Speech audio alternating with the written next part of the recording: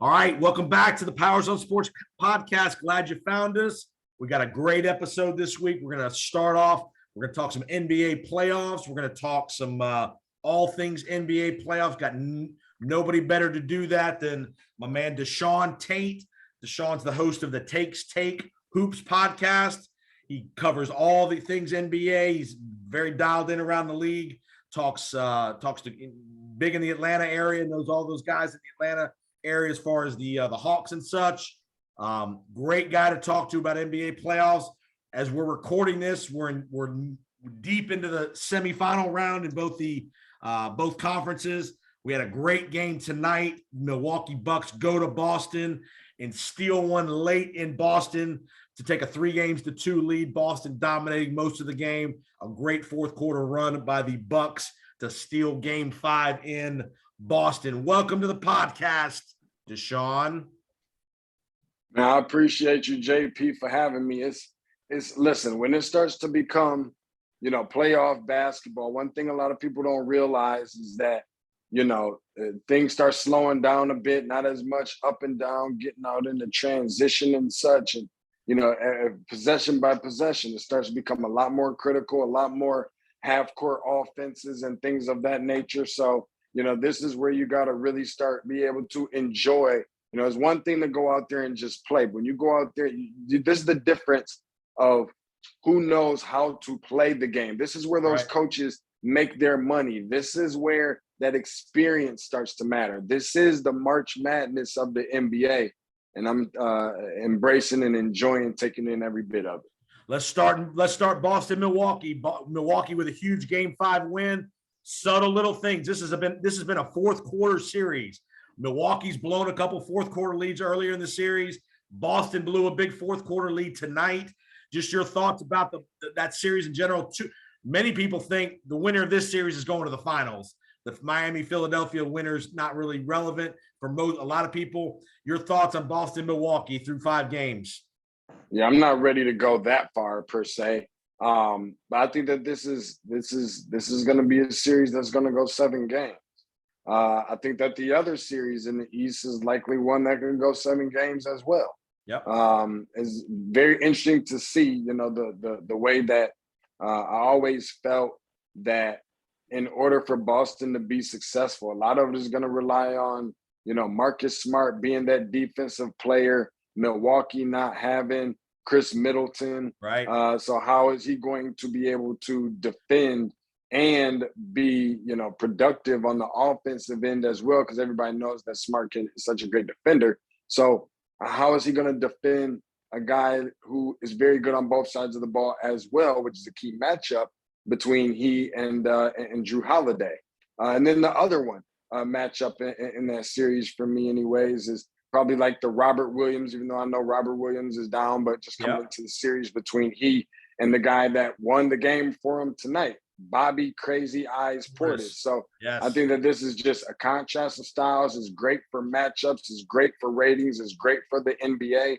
I think it's going 7 games. You asked me who's going to win it right now. Well, all I can remember is what I saw last. So it's starting to sound like it's going to be Milwaukee, but I think Boston's going to find a way to come in there and steal it. And then you just, roll the dice and let the chips fall where they may in the 7th game. In all these tight series, it usually is obviously we expect the star players to play really well, but it's the role players, the Bobby Portises, the Al Horfords, Grant Williams defending Giannis, how Derek White comes off the bench and has a good game tonight.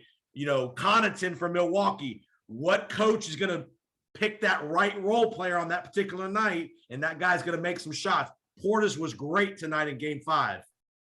He was.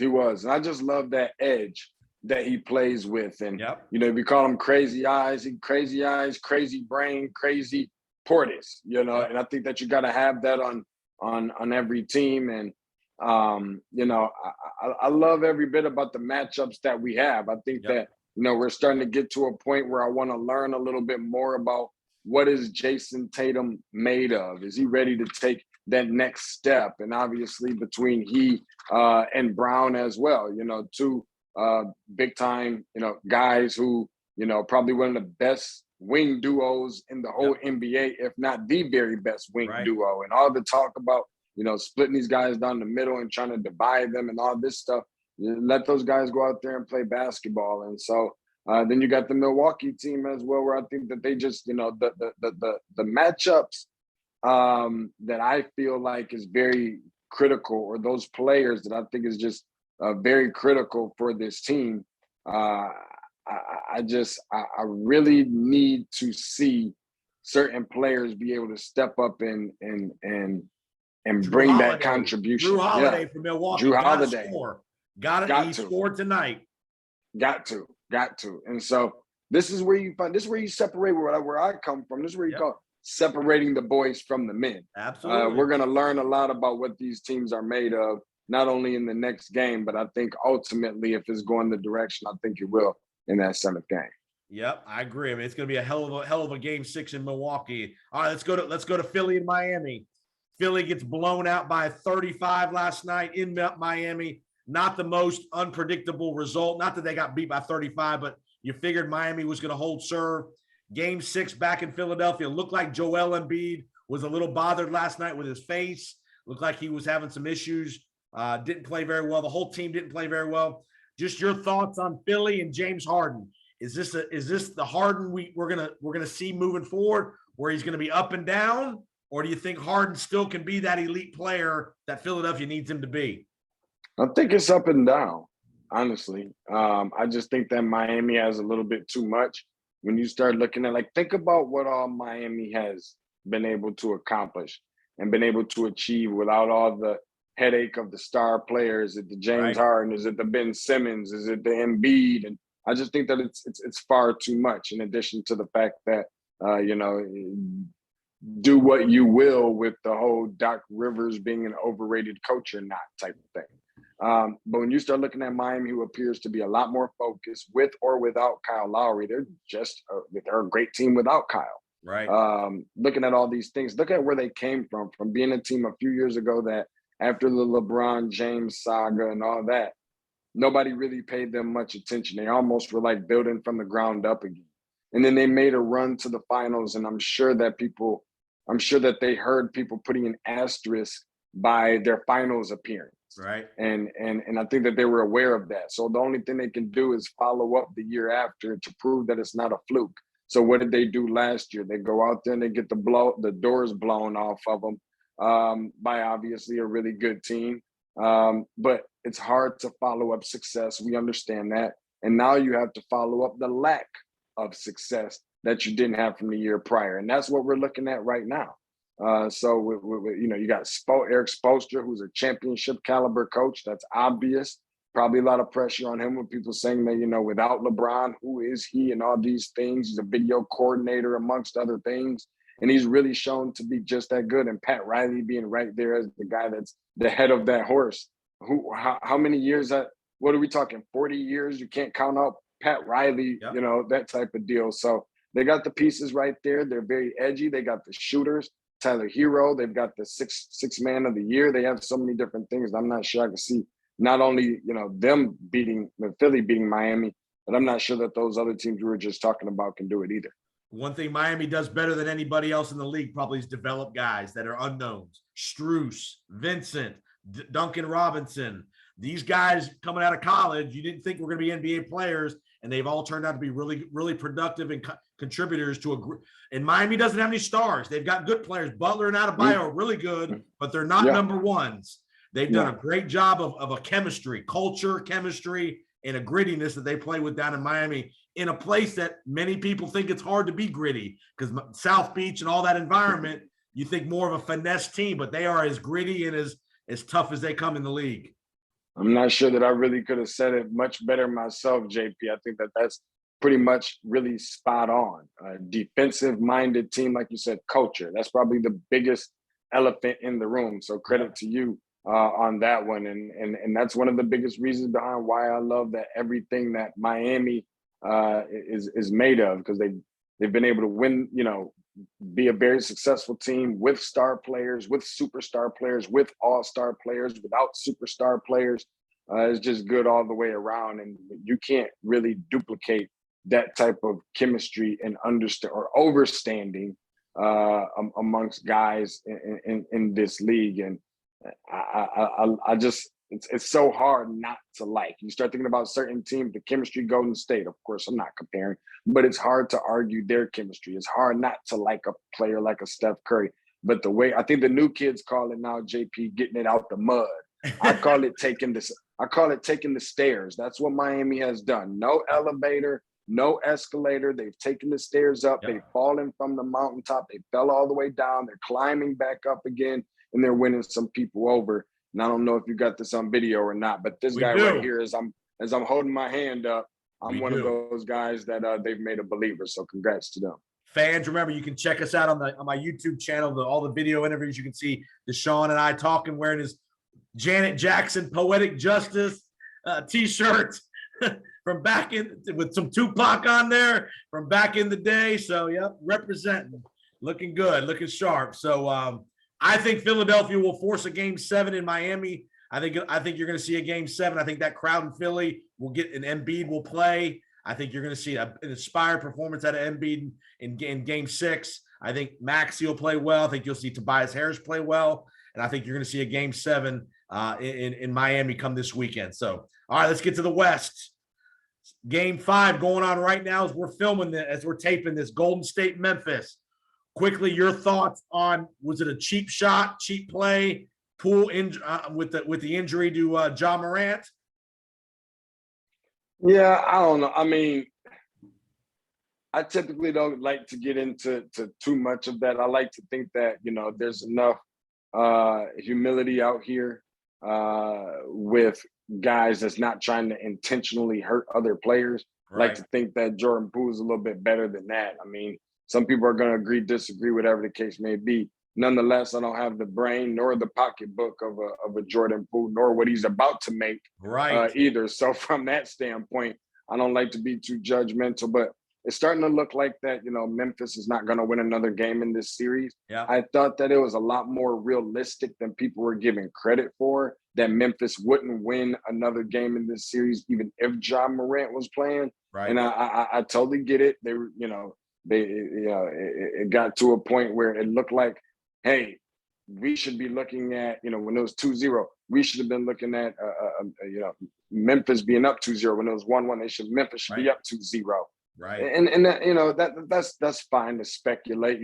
If we could play the if game all day long, JP, if grandmama had coconuts, we'd call her granddaddy. But guess what? But she doesn't. So make sure those apple pies is real nice, hot and fresh when they coming out the oven, please and thank you. Listen, I think there was way too much underestimation of Golden State's chemistry that they have created within one another, and just the obstacles from a bill of health and injury standpoint that I think that people didn't really take into consideration as much. Like almost like we forgot about the Golden State Warriors. Like and it's not just about Kevin Durant. They were winning championships before that, and the only thing they've ever done is shipped guys out and brought in new guys and taught them you have to know how to win. It's not just about winning. It's about how to do it. The most experienced team probably in this league versus one of the most inexperienced and youthful teams in this league is not a surprise to me by any stretch of the imagination. So I expect for Golden State to roll on, and it shouldn't surprise people if this team ended up being the ones to win another world championship. I don't see how that would be shocking. 365 times 2, what is that, 700 some, 800 some days ago? You'd have told me we were going to be walking around in order to go to stores, wearing masks on our face, and Las Vegas and Times Square is going to be shut down. That surprises me. Golden State Warriors winning the championship, no surprise. And back to our culture comment about the Heat, the Golden State probably has the second best culture in the league. Player development. You got a lot of younger guys. Poole, we thought he was a good player, not great. Kuminga's going to be a good player. Damian Lee off the bench. They developed Looney, who's become a productive player for them. So they're in that same boat. It's not just Steph, Clay, and Draymond. They got a lot of other pieces that contribute in Golden State. And I'm glad that you said that, because these are a lot of guys, excuse me, not only that they've drafted, but all the guys that have been there. Like he's talking about Looney. Nobody's going to talk about Kevin Looney. Who's that? But he's a guy that does the little perfect role player. Perfect. Guys are understanding their roles in this league. They don't have to be the guy. They know that they're not the guy. They're not trying to be the guy. They're not trying to do anything new. They're just trying to stick to what it is that they do. And I'm glad that there's two players that you mentioned in talking about, since we've been talking so far. And I have to give credit. I can't remember who it was, but it just got me to think about something because I heard it elsewhere. And I want to give credit. I just can't remember who I heard say it. But it was mentioned of how come there's players like Jordan Poole, Tobias Harris, some of these guys that when they do well, we always talk about how well they do.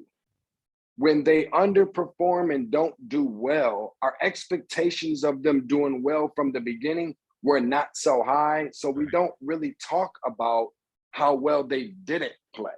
Because the necessity that it is for these teams to win with those guys playing well is not at nearly as high because of our level of expectation for them. But when they play well, we give them all the kudos in the world. So that's just something that I thought was very telling.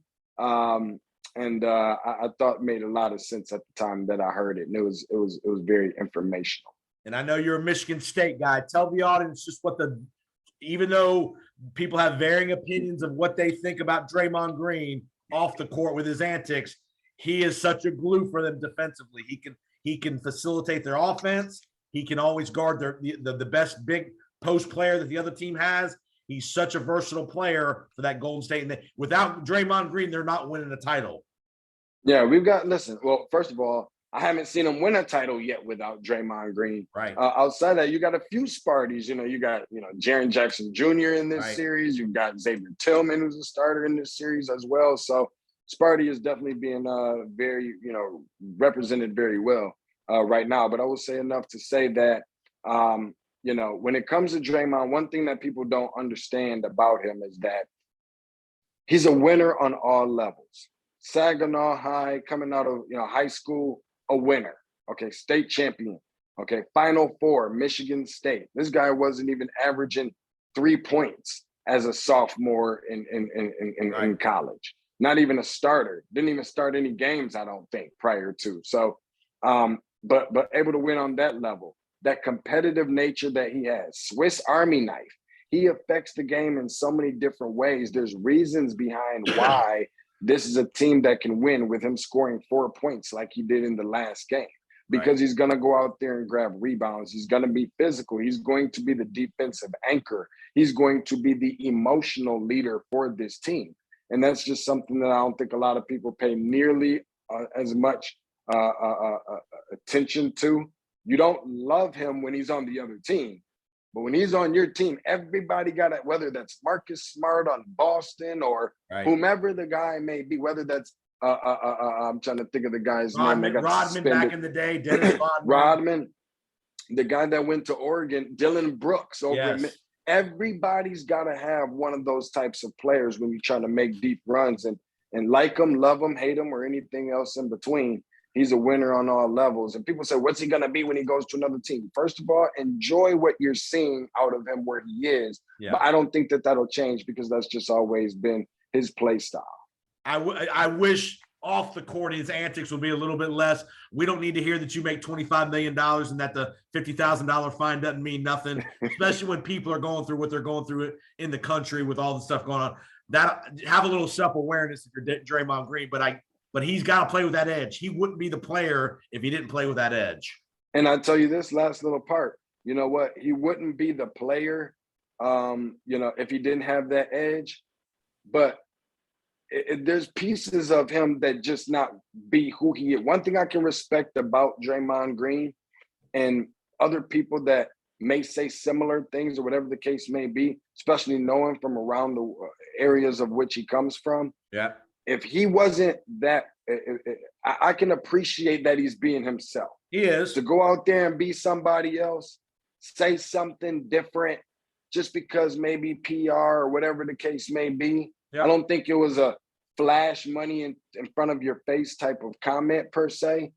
But, I will say enough to say that there's not very many things that I think he can say that would probably surprise me. But he's got a heart of gold, and he's a competitor on all levels. And I can appreciate that.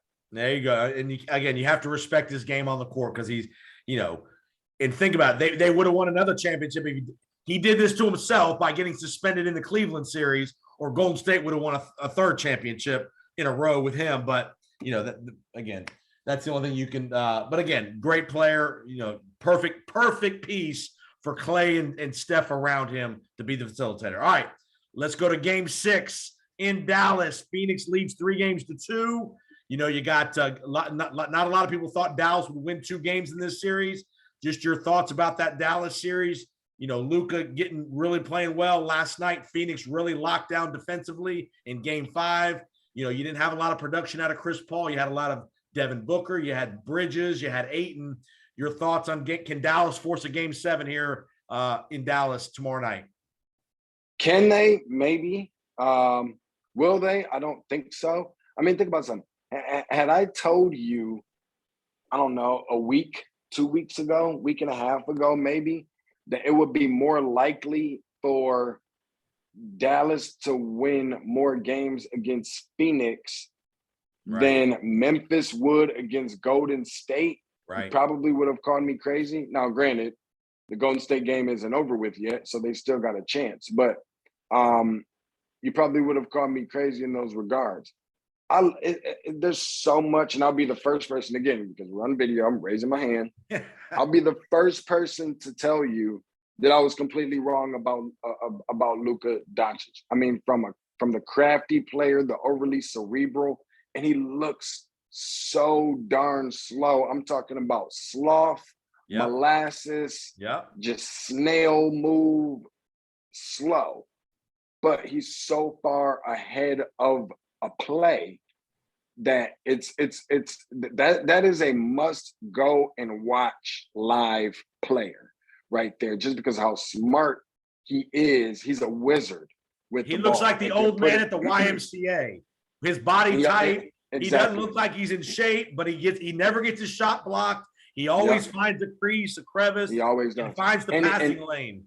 And he's so unbelievably strong. Yep. And I think those are some of the things that get underrated or underappreciated about a player like him. Now, nonetheless, they're going to be getting ready to pack their bags pretty soon and go home, whether that's in 6 games, whether that's in 7 games, however many games that may be. I think that's what we're looking at. I'm looking at Phoenix. I mean, I took them to win the championship again this year from the beginning of the season.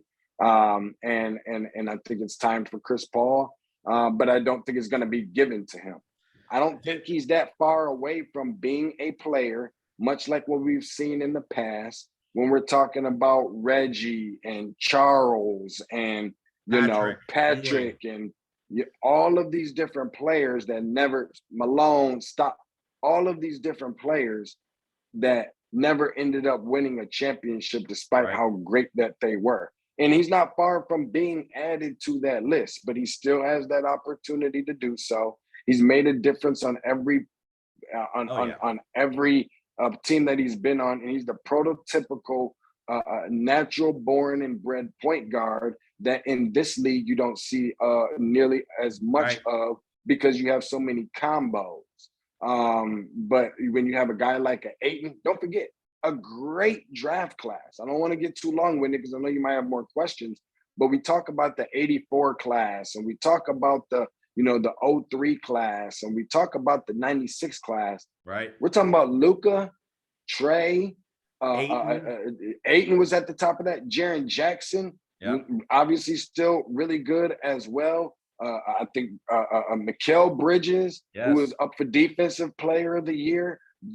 Miles Bridges, who was up for probably most improved this year. And I mean, the list goes on and on. Yep. You still got a really good class. He was at the top of that class. People forget DeAndre Ayton. Great so, Great and anytime somebody like a Jay Crowder, who always some way, somehow finds a way, he's another one of those players. Like we were talking about Smart, we're talking about Dylan Brooks and Draymond Green. He is that player for this team, talking about Crowder, who always finds a way to put himself in position, finds himself in position to play on a championship contending team. He's a pest. He's a 3-and-D guy, and he plays a lot stronger than what he appears to be, plays up.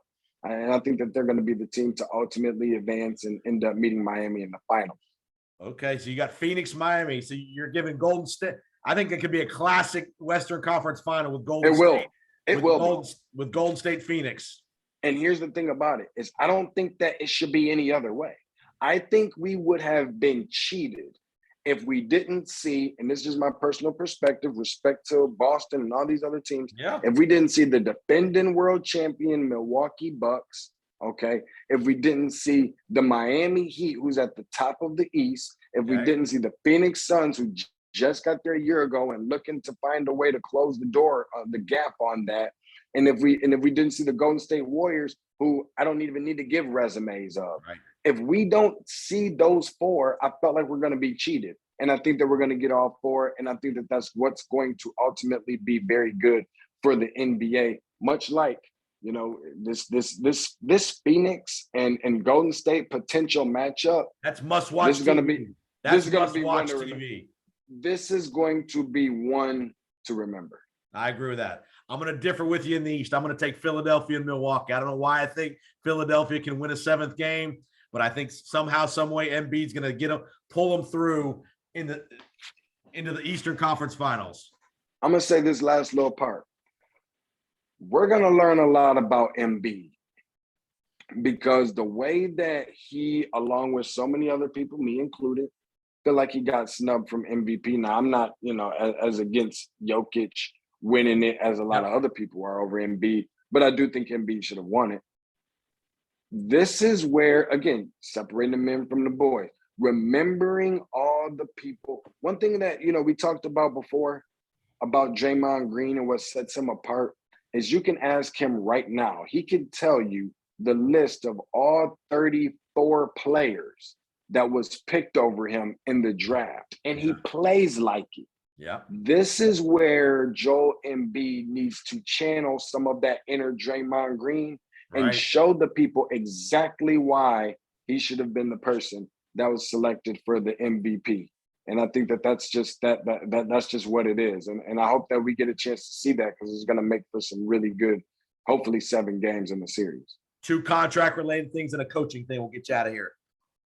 Are you giving James Harden an extension, and are you giving Kyrie Irving a big extension?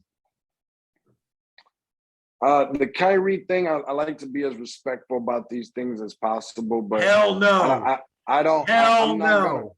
I'm not gonna go as far. Number one, to say hell no, but I'm not gonna be quick to pull that trigger either. As far as automatically give it to him, just because of I don't know your availability when the crap hits the fan. Regardless as to what it is. There's things going on in the government and everything else. We feel cheated when we don't get a chance to see Kyrie Irving, but I do understand his stance as a man. But that would be more so of my issue. Outside of that, the James Harden, I don't know. James Harden isn't a player that knows how to win. And I'm not going to go as far to say that he doesn't want to. I think that there's some, I'm not sure that his drive of wanting to win a championship is got his foot on the accelerator as much as some of the others, or that it means as much. And that's just the way it comes off. But a phenomenal player without question. But he hasn't looked like whether it was in Brooklyn, whether it's been with Philly, and granted, give him some time because he hasn't been with Philly very long, didn't spend much time with Brooklyn either, but he just hasn't looked like the Houston Rockets James Harden that we were accustomed to see. He looks like he likes the lifestyle of the NBA late the last couple of years than the competitiveness of the NBA of true champions. I couldn't agree more. It just sometimes seems like guys are a little bit more focused on their fashion than they are adding a number to the left side of the result column. And the nightlife and the opportunities that the nightlife presents you in the NBA. I'm the same way with Harden and Irving. There's no way I'm giving them 4 and 5 year extensions. 1 or 2 years, make them play, especially a guy like Kyrie Irving, where he's done it more than once. This ain't the first time he's let his teammates down. And I'm shocked that Kevin Durant, hopefully he's saying this stuff behind the scenes. Hopefully he's saying to Kyrie, hey man, I'm tired of this act you're putting on. We're both in our early 30s. We're running out of time here.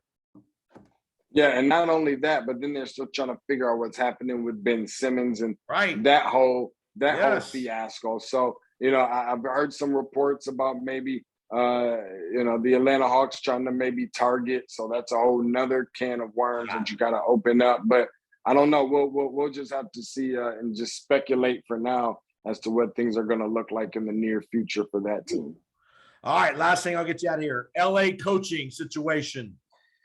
Who do you've heard Mark Jackson was a finalist for Sacramento, didn't get the job. He's not gotten a job in several years. Who knows what the real reason why he hasn't got a job? People forget he was instrumental in starting that Golden State run Sure. 7-8 years ago before Steve Kerr came on board. He was the first guy to get that group winning some game with Steph and Clay back in their early years. What are your thoughts on the Laker job? Is Mark Jackson a viable candidate? How much control do you give LeBron James? What do you think is going to happen with the Lakers? I've heard Kenny Atkinson's name mentioned a couple times. I'm not sure whose name we haven't heard. Right. Hell, throw me a couple dollars at this point with some of the names that I've heard thrown out there. You won't have to pay me nearly as much. How much are these guys really going to have to coach these teams, especially with LeBron and some of the guys? You're going to have a little bit more focus on reconstructing the roster more than anything. I didn't think with Vogel that was going to be the right fit anyway, personally. I don't know. I mean, I've heard Quinn Snyder's name thrown around. Yeah. He's one guy that I really felt like had a real chance to bring in this team into being what it once was and could have been considered. I don't know what's happening with the Westbrook and some of these other things, some of these other guys, but there's going to be a lot of pressure because this is the Los Angeles Lakers. As respectful as it is, the Bulls aren't the same Bulls. They're not going to be considered the same Bulls as the 90s. They're not going to have that kind of reputation no matter how much success MJ, Scotty, and everybody else brought them. There's very few. There's Boston, there's New York, and there's LA. And I only mean there's one LA. And so from that standpoint, it's a culture thing. And it's one of the biggest franchises in all of professional sports. So they got to make it count. But the time is ticking for a lot of those players. Sounds like Phil Jackson's back tinkering with Jeannie. I guess so. I guess so. Tinkering being a very good word that you used there. Very great choice of words by my boy JP. But I will say enough to say that I think that me personally, as of right now, I think that Quinn Snyder's probably that guy. Mark Jackson, I don't know. He's not barely getting lunch money over there calling some of the games that he is. And I don't know what I'd like to see him coach again for sure. I don't know if that's the fit, but I think he might be doing himself a little disservice by that being the job that they give him a crack at, which probably set him up for a little bit of failure, I think, of all the jobs that he could have been considered for. But I don't know what he did in this league to not get the opportunities of being looked over the way he has. Yeah. But I can't imagine that it's been very good at all. That's right, man. All right. Well, Deshaun, great work, my man. Tell everybody where they can find you online. At Tate's Take Hoops, TATES TAKEHOOPS. We call it Where Basketball Lives. Find it anywhere you find your favorite podcast: iTunes, Google Podcasts, Spotify, Spreaker, any and everything. If it's 94 feet long, 50 feet wide, listen, I'm talking about December 1st, 1891 in Springfield, Massachusetts, Lawrence, Kansas, Dr. James Naismith. You can find it anywhere you find your favorite pod. Yeah, Deshaun knows his stuff, man. He's all over the NBA, the college. Shout out to your guy, Adrian Payne, who lost his life tragically, was doing a good thing, it sounds like, trying to rescue a woman from some issues with another guy.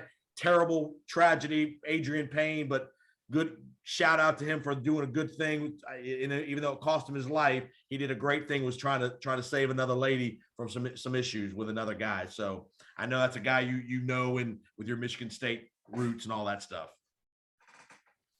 Yeah, right, very unfortunate circumstance. Yeah, very unfortunate. Again, check out Deshaun Tate's podcast. Deshaun's got Phoenix and Miami in the finals. You got Phoenix winning it all. Phoenix on the whole thing. Chris Paul finally gets the monkey off his back.